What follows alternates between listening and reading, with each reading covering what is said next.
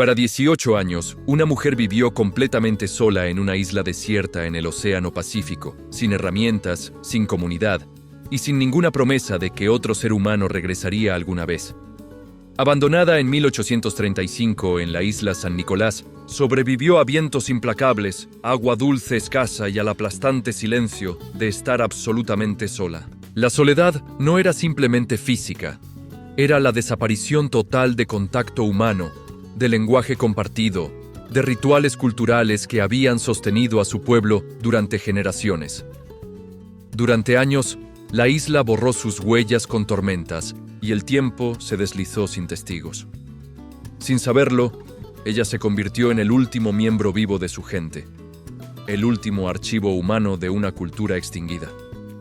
Esta es una historia de supervivencia real, no de escape o rescate, sino de resistencia, memoria y lo que se necesita para permanecer humano cuando el mundo parece olvidarte por completo. Más tarde, se le llamaría Juana María, un nombre asignado tras su rescate, tomado de las convenciones del mundo que finalmente la reclamó.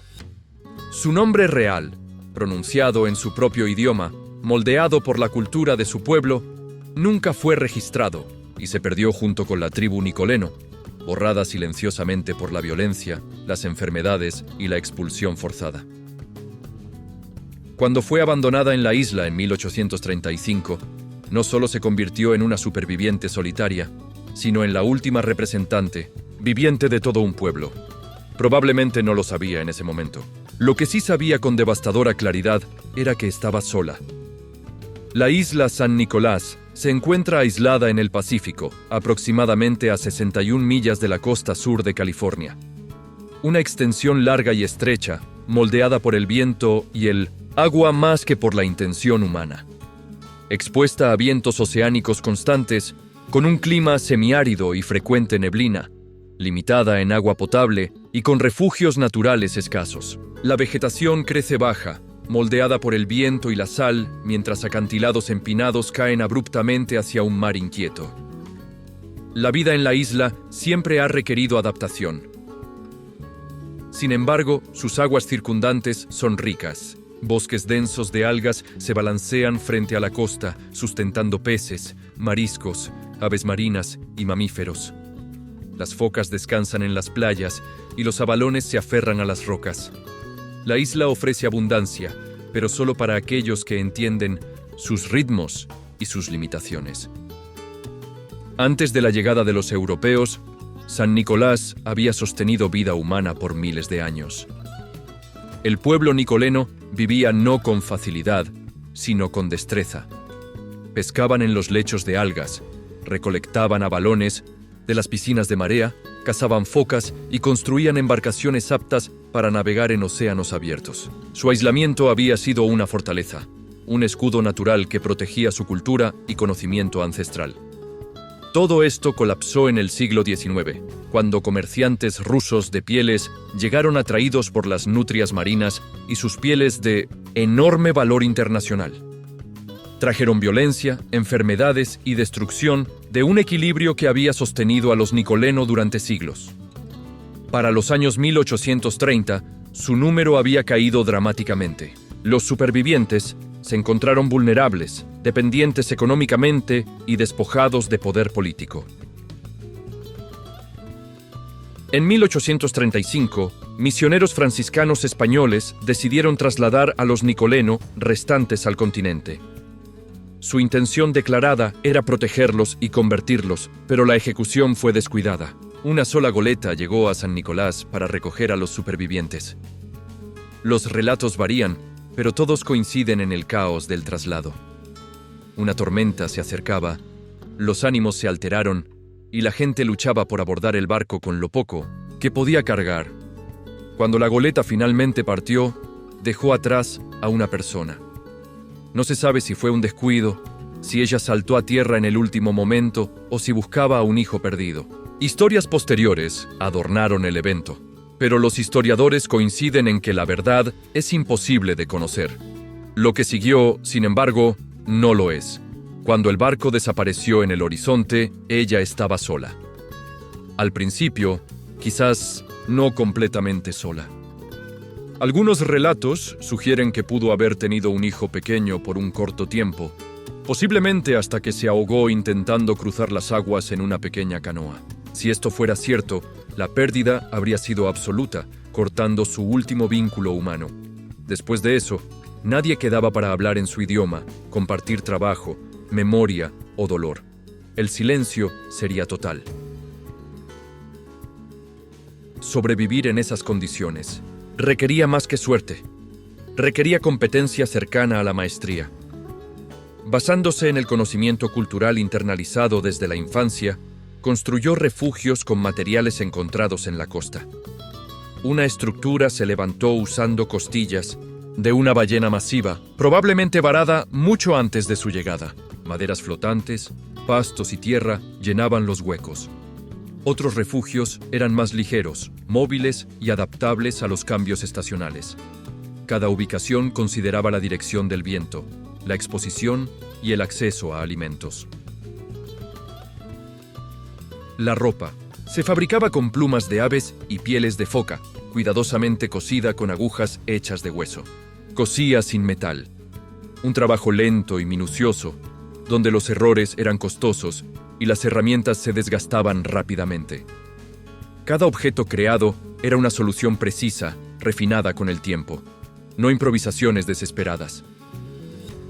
Su alimento provenía del mar y de la tierra.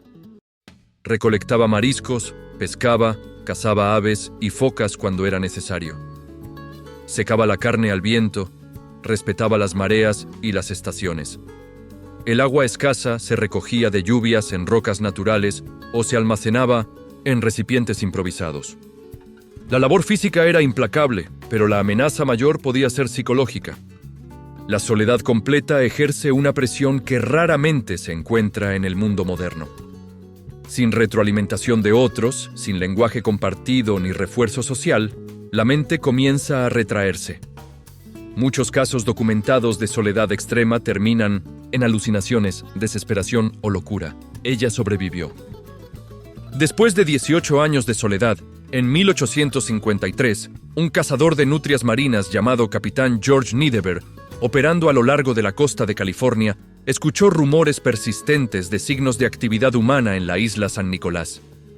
Los relatos eran vagos, pero la curiosidad lo llevó a organizar una expedición. Cuando su equipo desembarcó, encontraron evidencia de ocupación. Refugios construidos con costillas de ballena, herramientas de hueso, restos de alimentos y huellas de vida, humana pero ninguna persona. Solo en la última noche apareció ella, observándolos en silencio, cautelosa. Cuando se acercó, llevaba cebollas silvestres asadas, un gesto silencioso de hospitalidad y comunicación. La comprensión pasó entre ellos sin necesidad de traducción. Ninguno hablaba su idioma y ella no comprendía los de ellos. Sin embargo, un entendimiento mutuo se estableció en gestos, miradas y canciones que ella entonó, memorizadas de su cultura y transmitidas por memoria viva. Esta canción, que un miembro de la tripulación recordaría años después, expresaba contento y disposición, una declaración de que estaba lista para regresar al mundo humano después de casi 2 décadas de aislamiento total. Al ser trasladada a Santa Bárbara, entró en un mundo que era más ruidoso, más denso y más extraño que cualquier cosa que hubiera conocido. Observaba caballos, herramientas, edificios, objetos cotidianos totalmente desconocidos para ella. A pesar de la extrañeza, mostró calma, curiosidad y una aceptación silenciosa de la vida que le esperaba. No expresó resentimiento ni trauma. Simplemente estaba adaptándose, paso a paso, a un mundo que había olvidado su existencia. Sin embargo, su cuerpo, acostumbrado a una dieta simple y estricta basada en proteína, no soportó la abundancia repentina de alimentos y bacterias. En pocas semanas enfermó gravemente. La disentería fue probablemente la causa de su muerte. Irónicamente, la mujer que sobrevivió 18 años sola en un ambiente hostil, pereció poco después de reintegrarse a la sociedad. Su resiliencia forjada por la privación y adaptación la dejó vulnerable ante el exceso de civilización.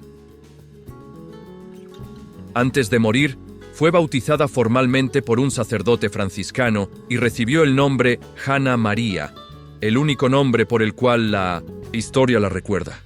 Este acto fue la primera y última vez que su identidad se registró oficialmente. Falleció en octubre de 1853 y fue enterrada en una tumba sin marcar en el cementerio de la Misión de Santa Bárbara, entre extraños que no comprendían su idioma ni podían registrar sus deseos. Un pequeño registro de la misión apenas anotó que era la mujer nativa traída de la isla San Nicolás, bautizada poco antes de morir. Durante décadas, su tumba permaneció sin marcar. No fue sino hasta principios del siglo XX que se colocó una pequeña placa conmemorativa, un intento de reconocer una vida que había pasado casi inadvertida por la historia. Los rastros físicos de su supervivencia tampoco prosperaron mucho mejor.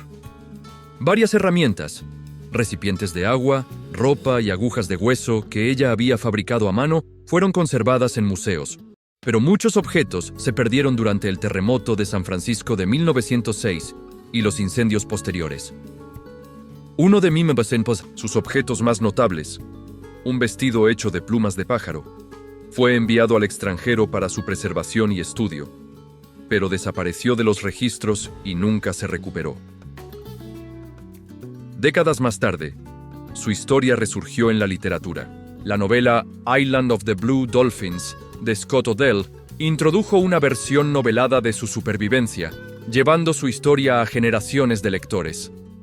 Arqueólogos confirmaron posteriormente muchos elementos a través de evidencia, material, estructuras de huesos de ballena, herramientas de piedra, restos de comida, pruebas de vida cotidiana. Ella no vivió como un mito, vivió como un ser humano resolviendo problemas prácticos día tras día, con precisión y determinación. Su historia perdura porque desafía el confort. No es una narrativa triunfal, no recompensa la negligencia. Con redención, plantea preguntas incómodas sobre abandono, violencia colonial y fragilidad de la memoria cultural. No ofrece explicaciones, solo hechos, silencio y supervivencia. Ella no eligió aislarse, fue forzada a ello. Que sobreviviera habla menos de heroísmo que de una negativa férrea. La negativa a rendirse y desaparecer simplemente porque el mundo dejó de buscarla por 18 años. Eligió vivir. Y esa elección, repetida sin testigos, permanece como uno de los actos más conmovedores de resistencia humana registrados en la historia.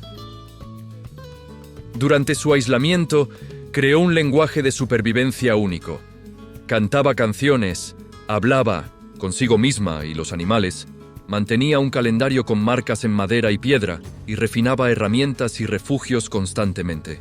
Cada acción era un acto de mantenimiento de identidad. Un recordatorio de que aún era humana en un mundo que la había olvidado. Cuando fue encontrada, demostró que la memoria de su gente no estaba perdida por completo. Ella era el último, testimonio viviente de una cultura extinguida. Su resistencia física y mental fue extraordinaria. Adaptó recursos naturales, creó tecnología rudimentaria de hueso y piedra, manipuló materiales de la isla y sobrevivió con dieta estricta y conocimiento profundo del entorno. A pesar de su eventual muerte, su legado es profundo. Nos recuerda que la humanidad no solo se define por la comunidad, sino también por la resistencia individual, la memoria cultural y la habilidad de adaptarse en circunstancias extremas. Su historia continúa inspirando estudios antropológicos, arqueológicos y literarios, enseñando lecciones de resiliencia, ingenio y espíritu humano.